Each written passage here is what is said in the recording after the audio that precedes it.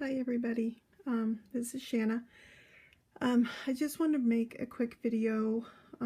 Mainly I'm going to send this to Melissa, whose fault my new toy right here is.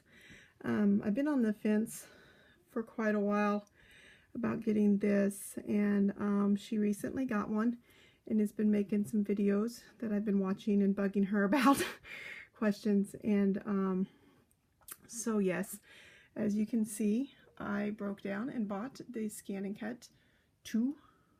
Does it have the 2 there? This one is the 2. And I did not get as good a deal as she did, but I got the one, I did get mine off HSN, and I got the activation card here for the wireless aspect, which I have not, you can see I haven't done anything with it yet. This just came last night. And then I got a universal pen holder, which I believe in the actual box with this, I mean this came because of HSN. I think there was a pen holder, something. There's a holder of some sort too besides the actual cutter. Maybe it just holds the pins that's in here, like these little pins, because it did seem thinner. It seemed thinner than the one that this is. This does seem wider than the one that's in the box. So maybe this holds thicker markers, like this will hold any size. This acts like this will hold any size marker or pin.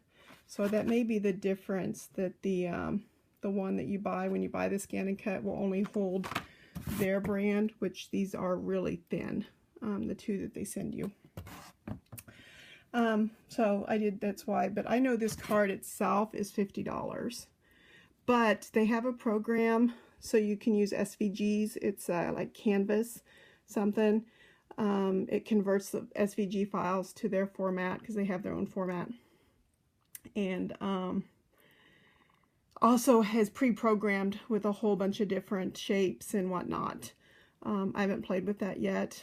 Like I said, I just got this yesterday, and haven't had a chance yet, so another day. But one of the things that I had asked, and I'm sorry, one of Melissa's viewers had answered, was that you could do shadows.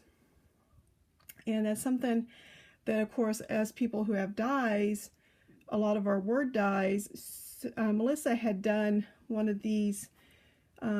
She has the stamp from Lawn Fawn. Mine, I don't have the stamp with all the greetings like this. I happen to have the kite stamp that has 2 greetings. So, but she has the other one that has the different greetings. I had asked when she showed that video, can you make shadows? And they said yes. So I wanted to show you, or show Melissa, that I figured that out. I don't know if you can tell, but this one, and I'm doing it on black right now, but this one I did. So what I did is here, I cut it out. So you cut the word out just the same as you normally do. This one is the word with a 0.4. So it's just up 1 notch of the normal. So I only did 1 notch. You do have to be careful, and I'm hoping this will work. I'm hoping this is spaced apart better than my last one. My last one I did okay, but I would space them apart a little more then. So I'm going to move these, and then you just have to make sure you put your paper. I'm using a full 12 by 12, but if you use the same, I stamped everything out on 8.5 by 11. And then you have to put your paper in the exact same spot that you previously cut. So when I loaded, I have not gone backwards. So here, all I did was unload my mat and reload my mat, okay? So this is all I did, was reload my mat. So now I'm going to go backwards here.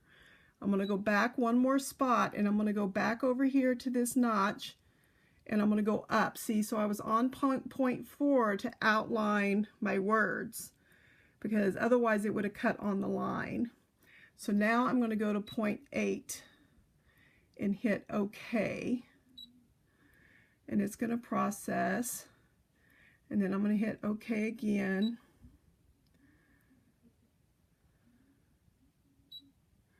And now I'm going to cut.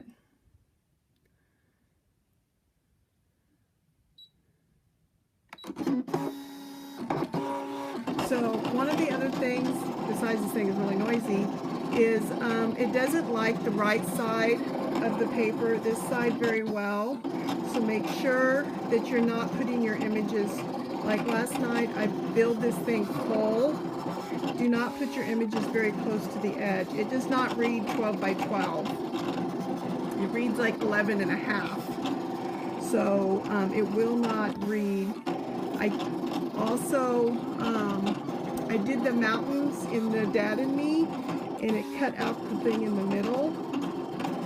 So, but I think I might have figured out how to fix that, and I'm going to try doing that again. And if I did, I'll do a video on that, because I think the same problem Melissa had with the fish.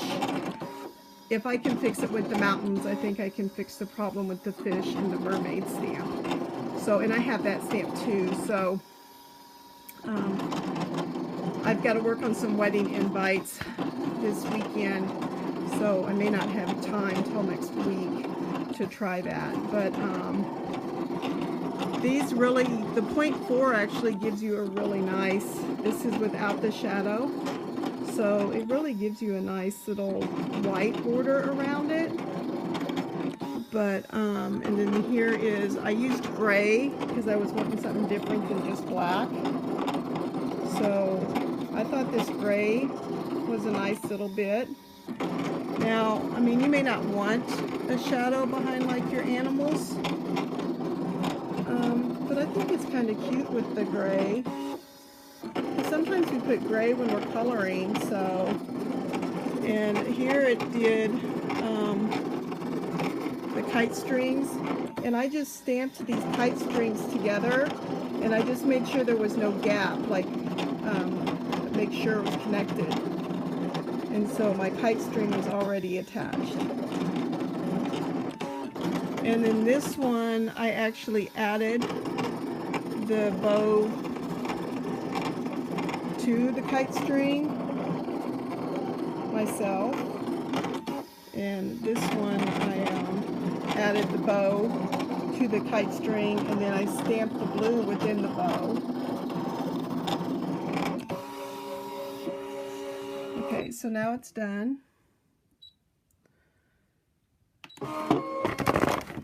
And I don't find that the mat's very sticky, and that was from the get-go. It wasn't very sticky. I mean, I've only cut maybe 4 or 5 pages on this, and I just don't find it's very sticky at all. It's not nearly as sticky as Cricut, which I do have a Cricut machine. So it did see this now, it did see some of my cutting from previous. But there we go. There's my shadows. And as you see, right there. Now, I ran my other ones through the Xyron, and then I attached them. So thank you, Melissa. Now I'm destashing my dies. So, yeah, I'm on the scrapyard destashing a bunch of my Lawn Fawn dies. If anybody wants them, who doesn't have a brother yet. I definitely think it was worth the investment, and I'm thrilled and wish I had it sooner. So thanks so much. Bye.